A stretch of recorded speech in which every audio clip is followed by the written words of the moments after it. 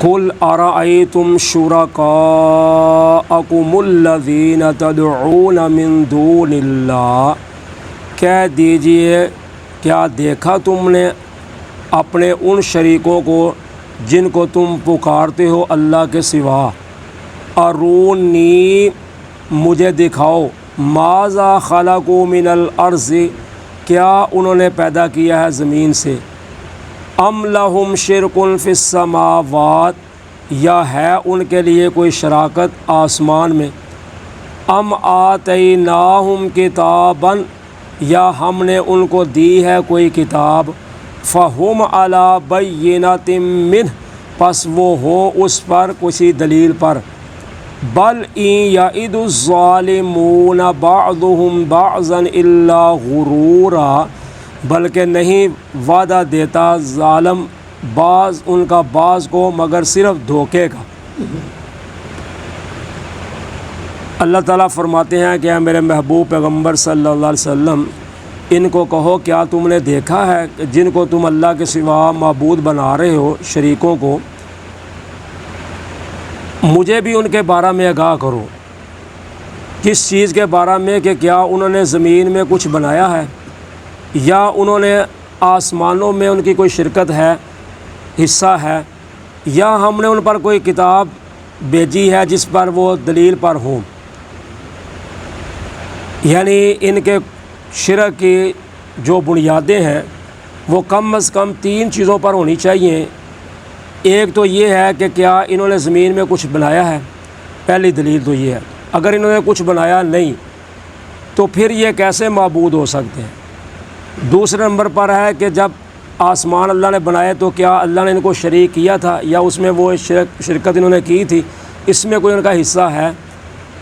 تیسری چیز ہے یا ہم نے ان پر کوئی کتاب نازل کی ہے، ان کو ہم نے کوئی کتاب دی ہے جس کے بنا پر وہ اس دلیل پر ہوں کہ ہمیں اللہ نے یہ کتاب دی ہے، اس لیے ہمیں اس میں لکھا ہوا ہے کہ یہ میرے شریک ہیں، ان سے حاجت روائی کرائی جائے، ان سے فلاں کام کرایا جائے، یہ فلاں کام آپ کا کریں گے۔ تو جب تینوں بنیادیں ہی غلط ہیں، یعنی تینوں بنیادوں پر ہی ان پہ کوئی دلیل نہیں ہے، تو پھر تم ان کو کیوں اللہ کا شریک بناتے ہو؟ کم از کم کوئی اللہ کا شریک بنانے کے لیے کوئی دلیل تو ہونی چاہیے نا، کہ یہ اللہ کا بھائی وال ہے، اللہ کا حصے دار ہے، تو اس کی کوئی دلیل تو ہونی چاہیے۔ تو جب زمین بنانے والا اللہ ہے، آسمان بنانے والا اللہ ہے، تو اللہ نے ان پر کوئی دلیل ہی نہیں نازل کی، تو پھر یہ کیسے تمہارے معبود ہو سکتے ہیں؟ تو اس کے بارے میں مجھے بھی تو کوئی آگاہ کرو نا، کوئی دلیل تو دو۔ بغیر دلیل کے تم ہٹ درمی کر رہے ہو، نہیں جی یہ فلاں کام کرتے ہیں، یہ فلاں کام کرتے ہیں۔ تو اللہ تعالیٰ فرماتے ہیں بل ان یعد الظالمون بعضهم بعضا الا غرورا، نہیں ہے ظالموں کا وعدہ ایک دوسرے کو سوائے دھوکے کے،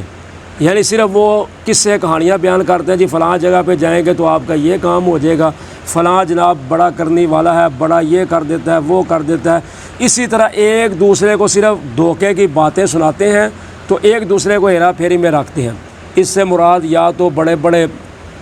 جو لوگوں کے سردار، رہبر، رہنما، جن کو لوگوں نے بنایا لیڈر، وہ مراد ہیں، یا پھر اس سے مراد شیاطین بھی ہیں کہ شیاطین لوگوں کو دھوکے میں ڈالتے ہیں کہ فلاں جگہ پہ جاؤ ہمارا کام ہو جائے گا، فلاں جو ہے وہ کام کر سکتا ہے۔ تو اس طرح اللہ کے سوا جو معبود ہیں غیر، ان کی طرف لوگوں کو دعوت دیتے رہتے ہیں۔ تو اللہ تعالیٰ فرماتے ہیں یہ سب دھوکے کی دعوت ہے، حقیقت میں اس کے ساتھ کوئی تعلق ہی نہیں ہے۔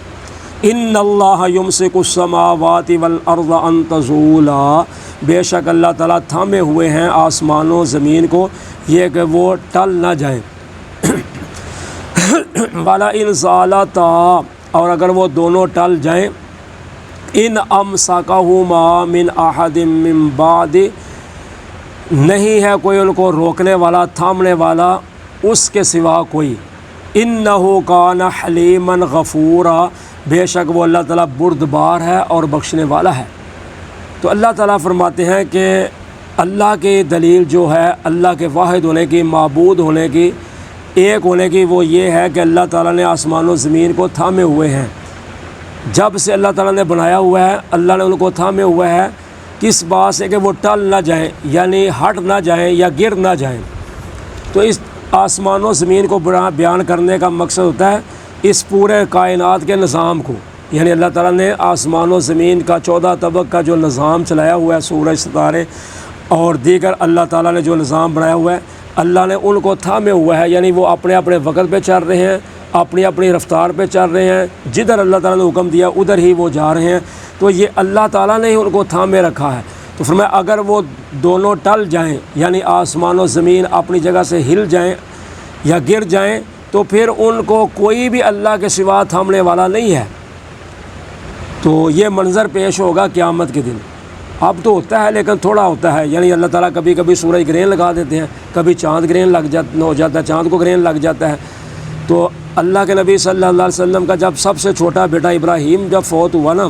تو اس دن بھی سورج گرہن لگ گیا۔ تو لوگوں نے کہا کہ حضرت ابراہیم کی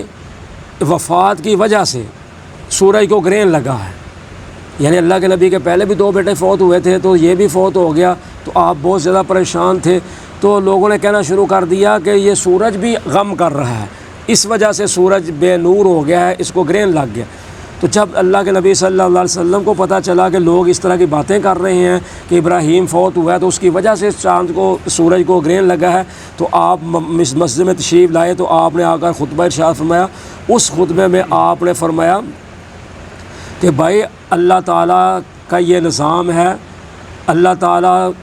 جب چاہتا ہے سورج کو چاند کو گرہن لگا دیتا ہے، بے نور کر دیتا ہے، اس کا کسی کی موت پر یا کسی کی زندگی پر کوئی انحصار نہیں ہے، یہ اللہ کی مرضی پہ ہے جب اللہ تعالیٰ چاہتے ہیں۔ تو جب اللہ تعالیٰ یہ کام کریں تو تم اللہ تعالیٰ سے معافی مانگو، استغفار کرو، توبہ کرو کہ جو اتنا بڑا سورج تھا روشنی دے رہا تھا تو اچانک اس کی روشنی بند ہو گئی ہے، تو تم اللہ سے ڈرو، اللہ سے معافی مانگو۔ تو آپ پھر سورج گرہن کی یا چاند گرہن ہوتا تو آپ پھر اس کی نماز ادا کرتے تھے، نماز پڑھتے تھے، توبہ استغفار کرتے تھے۔ تو باقی جو ہے وہ قیامت کے دن ہوگا، جب اللہ تعالیٰ آسمان و زمین کو ختم کریں گے، سورج جو ہے اس کی روشنی ختم ہو جائے گی، چاند کی ختم ہو جائے گی، فرمایا جو آسمان ہے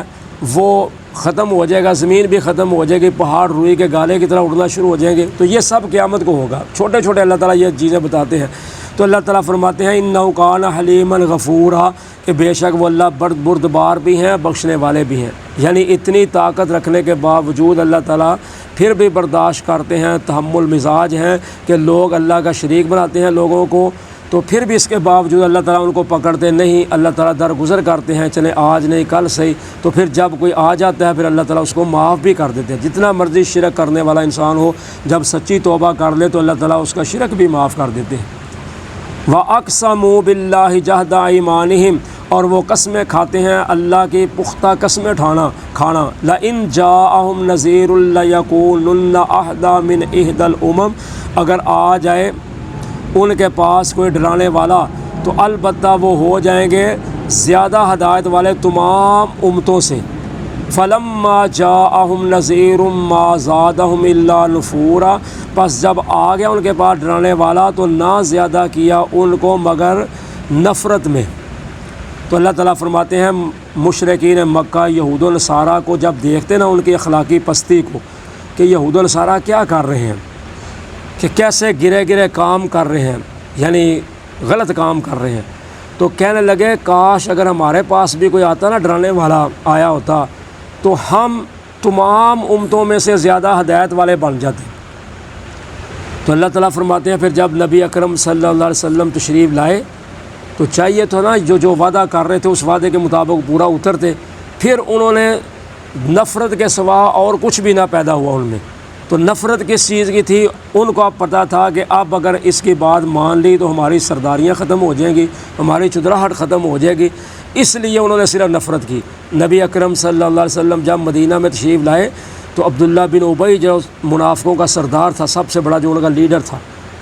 لوگوں نے تیاری کر لی تھی اس کی دستار بندی کرنے کی، یعنی اس کے سر پہ تاج پہنانے کی، اس کو سردار مدینہ کا بنانے کی، یثرب اس وقت تھا، تو اس کی تیاری انہوں نے کر لی تھی، بالکل قریب معاملہ پہنچ چکا تھا کہ انہوں نے اس کو سردار بنانا تھا۔ ادھر نبی اکرم صلی اللہ علیہ وسلم تشریف لے آئے تو لوگوں نے ادھر سے توجہ ہٹا کر آپ کی طرف کر لی، بس اسی بنا پر پھر اس نے ساری عمر آپ کے ساتھ دشمنی رکھی کہ آپ کی وجہ سے میری سرداری ختم ہوئی ہے، لہٰذا اب میں نے آپ کی مخالفت ہی کرنی ہے۔ تو اس بنا پر وہ آپ کی مخالفت کرتا گیا حتیٰ کہ اتنا بڑھ گیا کہ اس کی موت بھی اسی پر آئی۔ تو نبی اکرم صلی اللہ علیہ وسلم نے پھر بھی ان کے بیٹے کے کہنے پر، جو عبداللہ بن ابی کا بیٹا مسلمان ہو گیا تھا، اس کا نام بھی عبداللہ تھا، تو اس کے کہنے پر آپ نے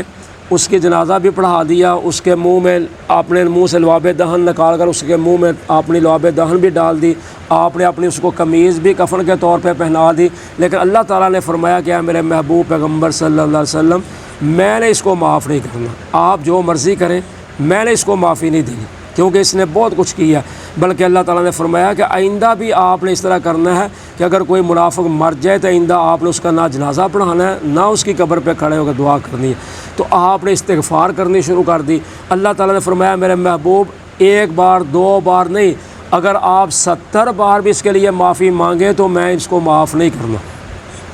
تو یہ اتنا بڑا مجرم تھا عبداللہ بن ابی، منافق، صرف اپنی چدراہٹ کی وجہ سے۔ تو اس لیے اللہ تعالیٰ فرماتے ہیں جب نبی اکرم صلی اللہ علیہ وسلم تشریف لائے تو ان کو زیادہ صرف ہوئے تو نفرت میں ہی ہوئے، ان کے دلوں میں نفرت پیدا ہوگی، جادوگر کہنے لگ پہ، آپ کو دیوانہ کہنے لگ پہ، آپ کو مذمم کہنے لگ پہ، حالانکہ 40 سال آپ نے ان میں گزارے تھے۔ تو آپ کا تصدیق کرنے والے جب لا الہ الا اللہ کہا تو بس اسی پہ اختلاف پڑ گیا۔ تو اس لیے اللہ تعالیٰ فرماتے ہیں یہ ان کی جھوٹی باتیں ہیں، جھوٹی قسمیں اٹھاتے تھے کہ ہم سب سے زیادہ ہدایت والے ہو جائیں گے، جب آئے تو انکار کر دیا۔ جزاکم اللہ خیر۔